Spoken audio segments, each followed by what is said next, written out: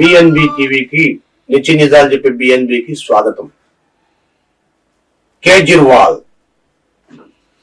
అనగానే ఒక నిజాయితీపరుడు, ఒక నీతివంతుడు అని భావించేవారు ఒకప్పుడు.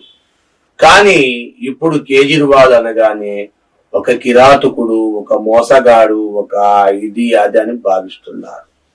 కేజ్రీవాల్ చాలా వరకు కేజ్రీవాల్ ని బెయిల్ కోసం ప్రయత్నం చేస్తే ఈడీ కస్టడీని పెంచి ఏప్రిల్ 1 వరకు ఈడీ కస్టడీలోనే ఉంచుతామని చెప్పింది.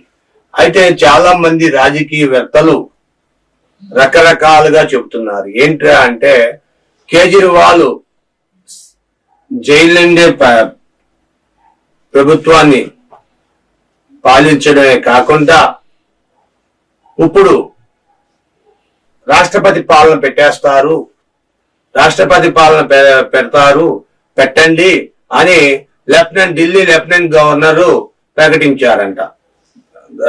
ప్రెసిడెంట్ కి ఆఫ్ ఇండియాకి లిఖితపూర్వకంగా రాసి పంపించారంట.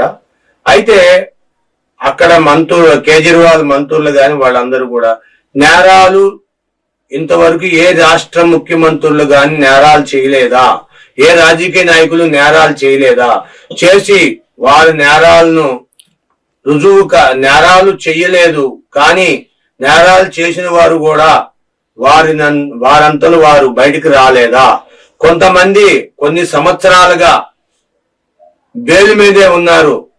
ఉదాహరణకు ఆంధ్రప్రదేశ్ ముఖ్యమంత్రి జగన్మోహన్ రెడ్డి అన్ని కేసులు ఉన్నాయి, అన్ని నేరాలు జరిగినాయి ఆయన మీద అని చెప్పి ఆరోపణలు ఉన్నాయి, ఈడీ కేసులు కట్టింది. అయినా సరే ఈ రోజుకి 10 సంవత్సరాలు అయింది, కేసు ఎందుకు కోర్టుకు రాలేదు, దీని గురించి మీరు పట్టించుకోరా అంటూ వాళ్ళు చెప్తున్నారు. కేజ్రీవాల్ తానే లాయర్ గా తన కేసును తానే వాదించుకుంటా, నా దగ్గర ఉన్న రుజువులన్నీ చూపిస్తా, మనీ లాండరింగ్ చేశారంటున్నారు కానీ చేయలేదు. ఏ విధంగా మేము చేయలేదు. గోవాలో వాళ్ళ ప్రభుత్వం ఉంటే గోవాలో ప్రెసిడెంట్ కూడా ఈడీ నోటీసులు పంపించిందంట, సోదాలు జరుగుతున్నాయి. అలాగే పంజాబ్ లో సోదాలు జరుగుతున్నాయి. ఇదంతా కావాలని బీజేపీ ఉద్దేశపూర్వకంగా చేస్తుందని చెప్తున్నారు.